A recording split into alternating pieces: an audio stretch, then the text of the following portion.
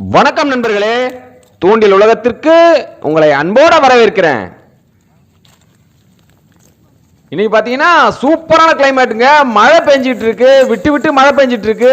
நாங்க டீமா மீன் பிடிக்க வந்திருந்தோம்.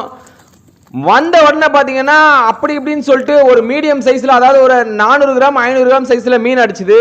ஆனா போக போக போக போக சைஸ் பாத்தீங்கன்னா 1 கிலோ சைஸ்ல வித்தியாசமான மீன்லாம் மாட்டுச்சு. பெரிய பெரிய சைஸ்ல மண்டை ஜிலேபி மீன் மாட்டுச்சு.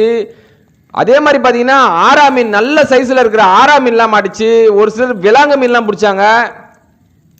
இன்னைக்கு வந்தது பாத்தீங்கன்னா எங்களுக்கு சூப்பரான கிளைமேட்ல செம்மையான வேட்டைங்க. இன்னைக்கு அண்ணன் பாத்தீங்கன்னா சின்ன ஸ்டிக் தான் வச்சிருக்காரு. கிட்டத்தட்ட ஒரு 3 அடி தான் இருக்கும். அவரோட ஓன் ஃபேவரட்டான ஒரு ஸ்டிக் இது. இந்த ஸ்டிக்ல தான் இன்னைக்கு அண்ணன் அடி அடின்னு வெளுத்து கட்டிட்டாருங்க.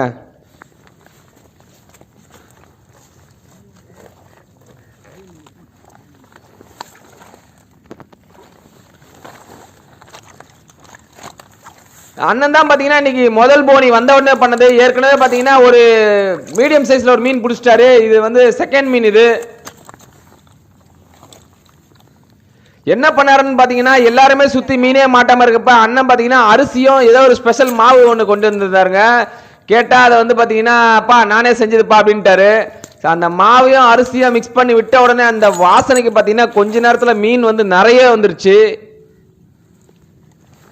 அதே மாதிரி கூட்டத்துல நான் போட மாட்டேன்ப்பா, சோலவா தான் போடுறேன்னு சொல்லிட்டு சுத்தி முள்ளு செடி இருக்கு எல்லா இடத்துலயுமே. ஆனா இவர் மட்டும் ஒரு இடமா பார்த்து பக்கா வந்து உட்கார்ந்தாரு.